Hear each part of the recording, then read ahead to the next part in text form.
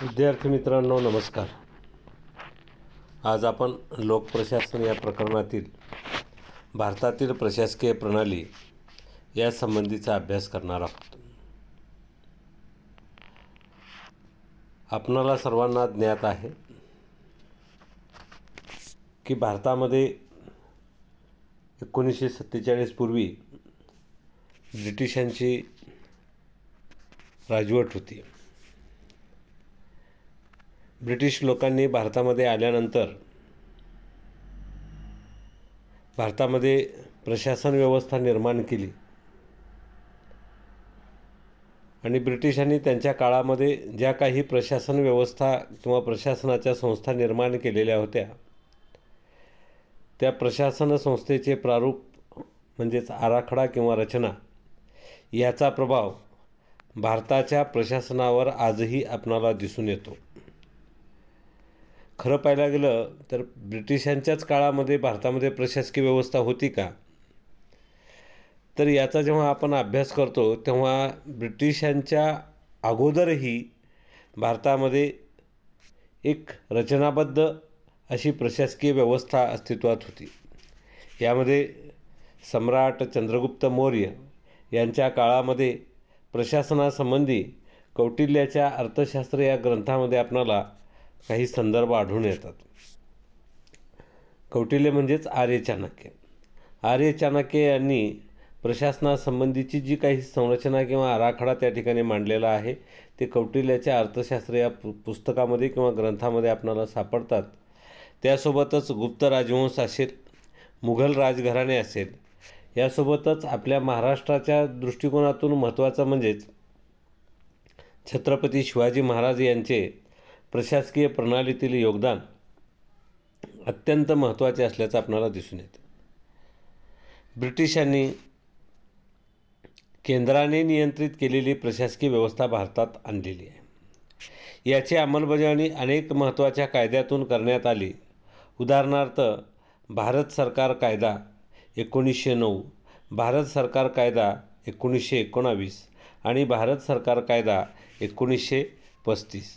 हे जे 3 कायदे आहेत या 3 कायद्यांच्या माध्यमातून ब्रिटिशांनी भारतामध्ये प्रशासकीय व्यवस्था निर्माण करण्याचं काम केल्याचं आपणाला दिसून येतं. विद्यार्थी मित्रांनो, स्वातंत्र्यप्राप्तीनंतर भारताने आपण राज्याचा संघ आहोत असं जाहीर केलेलं आहे. संघराज्य शासन व्यवस्थेचा स्वीकार भारताने केलेला आहे. भारताने संसदीय लोकशाही शासन पद्धतीचा स्वीकार केलेला आहे आणि भारताच्या संविधानात दिलेल्या व्यापक मूल्यांवर व उद्दिष्टांवर भारताची प्रशासकीय व्यवस्था अवलंबून आहे. राजकारणी, मंत्री, नोकरशहा आणि प्रशासन प्रक्रियेमध्ये सहभागी असलेल्या सगळ्यांना ध्येय दिशा दाखवण्याचे काम ही मूल्ये करत असल्याचं आपणाला दिसून येतं. तर ती मूल्य कोणती, तर स्वातंत्र्य, समता, न्याय, बंधुता आणि धर्मनिरपेक्षता ही जी मूल्ये आहेत या मूल्यांवर आधारित प्रशासकीय यंत्रणा काम करत असल्याचं आपल्याला दिसून येतं. भारतामध्ये जी प्रशासन व्यवस्था आहे त्या प्रशासन व्यवस्थेची सामान्य रूपरेषा आपण समजून घेऊया. भारतामध्ये प्रशासन स्तरावर 2 बाबी असल्याचं आपल्याला दिसून येतं, म्हणजेच 2 स्तराचं प्रशासन असल्याचं दिसून येतं. त्यामध्ये एक आहे भारताची संघराज्य शासन व्यवस्था, ज्यामध्ये त्रिस्तरीय प्रशासकीय संरचना दिसते. राष्ट्रीय, राज्य आणि स्थानिक स्तर. तर भारताच्या प्रशासकीय व्यवस्थेमध्ये 2 स्तर आपल्याला दिसून येतात आणि त्यामध्येही भारत हे एक संघराज्य आहे. भारतामध्ये संघराज्य शासन व्यवस्था आहे. त्यामुळं या प्रशासकीय संरचनेचे 2 स्तर आणि त्याच्यामधली एक म्हणजे संघराज्य शासन व्यवस्था आणि त्यामध्ये 3 स्तर दिसून येतात. एक राष्ट्रीय, दुसरं राज्य आणि तिसरं स्थानिक स्तर. या ठिकाणी शासनाच्या 3 शाखा आहेत: कायदेमंडळ, कार्यकारी मंडळ आणि न्यायमंडळ. आता शासनाच्या ज्या 3 शाखा आहेत त्या 3 शाखामध्ये कायदेमंडळाचं काम, कार्यकारी मंडळाचं काम आणि न्यायमंडळाचं काम. पंतप्रधान किंवा प्रधानमंत्री आणि मंत्रिमंडळ यांचा समावेश कार्यकारी मंडळामध्ये होतो. हे जे मंत्री आहेत विविध मंत्रालय व विभाग सांभाळत असतात. कायदेमंडळाचे केंद्रामध्ये संसद तर राज्यामध्ये विधिमंडळ असतं. कायदेमंडळ काय काम करतं तर कायदेमंडळ हे कायदे तयार करण्याचं काम करत असतं. कार्यकारी मंडळ हे कायदेमंडळावर म्हणजेच कायदेमंडळानं जी काही कायदे तयार केलेले आहेत त्या कायद्याची अंमलबजावणी ठेवण्याचं काम कार्यकारी मंडळ करतं. या कार्यकारी मंडळावर नियंत्रण ठेवण्याचं कामसुद्धा कायदेमंडळ करत असतं, हे आपण लक्षात घेणं गरजेचं आहे. कायद्याचा अर्थ लावणे, न्यायदान करणे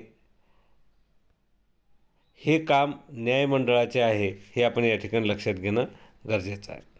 आता भारतातील प्रशासकीय संरचना जेव्हा आपण पाहतो तेव्हा भारताच्या प्रशासकीय संरचनेमध्ये आपणाला ह्या बाबी दिसून येतात. यामध्ये उजव्या साईडला निळ्या रंगाची जी चौकट आहे त्या निळ्या रंगाच्या चौकटीमध्ये भारतातील प्रशासकीय संरचना दिसून येते. राष्ट्रीय स्तर ज्याला आपण केंद्र सरकार म्हणतो, त्यासोबतच प्रादेशिक राज्य ज्याला आपण राज्य शासन म्हणतो. मग आता महाराष्ट्र, आंध्र प्रदेश, कर्नाटक, केरळ, तामिळनाडू हे राज्य सरकार. त्यासोबतच स्थानिक शासन. आता स्थानिक शासनामध्ये दोन बाबी आपल्याला दिसून येतात. एक म्हणजे शहरासाठीचं प्रशासन आणि दुसरं आहे ग्रामीण भागासाठीचं प्रशासन. शहरी प्रशासनामध्ये आपणाला शहराच्या आकारमानानुसार त्या शहरामध्ये महानगरपालिका, नगरपालिका, नगरपरिषद आणि कटक मंडळं अस्तित्वात असल्याचं दिसून येतं. ग्रामीण प्रशासनाचा जेव्हा आपण अभ्यास करतो तेव्हा ग्रामीण भागामध्ये जिल्हा पातळीवर जिल्हा परिषद, ब्लॉक किंवा गट ज्याला आपण तालुका म्हणतो त्या तालुका पातळीवर पंचायत समिती आणि आपल्या गाव पातळीवर ग्रामपंचायत अस्तित्वात असल्याचं दिसून येतं. आता ही जी आहे ही भारताची प्रशासकीय संरचना आहे, हे आपण या ठिकाणी लक्षात घेणं गरजेचं आहे. तर विद्यार्थी मित्रांनो, आपल्यासमोर ही जी बिल्डिंग दिसते आहे इमारत, तर ही आहे आपलं महाराष्ट्र राज्याचं मंत्रालय जे मुंबई इथं आहे. तर या मंत्रालयातून महाराष्ट्र राज्याचा राज्यकारभार चालत असल्याचं आपल्याला दिसून येतं. आता प्रशासन जे आहे नेमकं प्रशासन काय कार्य करतं आणि कार्य कसं करतं ह्याचा आपण या ठिकाणी अभ्यास करणार आहोत. राष्ट्रीय पातळीवर केंद्र सरकारची कार्ये ही विविध मंत्रालयामार्फत वेगवेगळ्या विभाग किंवा खात्यामार्फत होत असतात. उदाहरणार्थ कृषी मंत्रालय, आरोग्य असेल, गृह, संरक्षण, विदेश इत्यादी. या मंत्रालयात प्रत्येक खात्यासाठी मंत्री असतात. मंत्र्यांच्या नेतृत्वाखाली नोकरशहा किंवा प्रशासकीय यंत्रणा असते. मंत्रालयाव्यतिरिक्त निवडणूक आयोग, केंद्रीय लोकसेवा आयोग, मागासवर्गासाठींचे राष्ट्रीय आयोग, नीती आयोग इत्यादी संस्था आहेत. यासाठी ही प्रशासकीय अधिकारी किंवा नोकरशहा यांची आवश्यकता असते. तर केंद्र पातळीवर आपण माहिती घेतलेली आहे. तर बघा विद्यार्थी मित्रांनो, राष्ट्रीय पातळीवर म्हणजेच केंद्र सरकारच्या पातळीवर वेगवेगळे विभाग किंवा खाते असतात. या वेगवेगळ्या विभाग किंवा खात्यामार्फत वेगवेगळ्या मंत्रालयामार्फत जसे की कृषी मंत्रालय असेल, आरोग्य मंत्रालय असेल, गृह मंत्रालय असेल, संरक्षण मंत्रालय असेल, विदेश असेल, असे अनेक मंत्रालय असतात. या प्रत्येक मंत्रालयातील खात्यासाठी एक मंत्री असतात. मंत्र्यांच्या नेतृत्वाखाली नोकरशहा असतात. प्रशासकीय यंत्रणा असते. मंत्रालयासोबतच आपण पाहतो निवडणूक आयोग असेल, केंद्रीय लोकसेवा आयोग असेल, मागासवर्गीय लोकांच्या हितासाठी म्हणून राष्ट्रीय आयोग असेल, नीती आयोग असेल इत्यादी संस्था असल्याचे आपल्याला दिसून येते. यामध्येही काही प्रशासकीय अधिकारी किंवा नोकरशहा यांची आवश्यकता असते, हे आपण लक्षात घेणं गरजेचं आहे. आता राज्यस्तरावर देखील विविध मंत्रालये आणि आयोग शासनाचे काम करतात. केंद्र सरकारप्रमाणेच राज्याचे मंत्रालय ही मंत्र्याच्या नेतृत्वाखाली असते आणि या स्तरावर देखील नोकरशहाची आवश्यकता असते. जसं केंद्रामध्ये वेगवेगळे विभाग किंवा खाते मंत्रालयाचे असतात, त्याच पद्धतीनं राज्यामध्ये सुद्धा मंत्रालयाचे वेगवेगळे विभाग किंवा खाते असतात. त्यांच्यामध्ये मंत्री, त्यासोबतच अधिकारी, कर्मचारी, नोकरशहा यांच्या माध्यमातून राज्याचा राज्यकारभार या मंत्रालयीन पातळीवरून चालत असल्याचं आपल्याला दिसून येतं. आता स्थानिक स्तरावर 2 प्रकारचे प्रशासन आहे. एक म्हणजे शहरी आणि दुसरं आहे ग्रामीण. जिल्हा स्तरावर जिल्हाधिकारी सर्वोच्च पदावर असतात. मोठ्या शहरांमध्ये महापालिका आयुक्त हे सुद्धा असल्याचं आपल्याला दिसून येतं. महापालिकेचे आयुक्त हे महानगरपालिकेचे नेतृत्व करत असतात, हे आपण या ठिकाणी लक्षात घेणं गरजेचं आहे. ग्रामीण भागामध्ये तालुका स्तरावर तहसीलदार हे प्रशासक असतात. राजकीय नेतृत्व आणि प्रशासकीय यंत्रणा यांच्यामध्ये जवळचे संबंध आहेत. केंद्र आणि राज्य स्तरावर मंत्रालये व विभाग मंत्र्याच्या नेतृत्वाखाली असतात. स्थानिक स्तरावर देखील राजकीय नेते व प्रशासकीय यंत्रणा यांची जवळीक असते. उदाहरणार्थ, ग्रामीण भागात जिल्हा परिषदेचे अध्यक्ष, पंचायत समितीचे सभापती किंवा ग्रामपंचायतीचे सरपंच हे प्रशासनाच्या सतत संपर्कामध्ये असतात. शहरी भागात महानगरपालिका किंवा नगरपालिकेमध्ये निर्वाचित म्हणजेच निवडून गेलेले सदस्य, ज्यांना आपण नगरसेवक म्हणतो, हे प्रशासनाच्या संपर्कात असल्याचं आपल्याला दिसून येतं.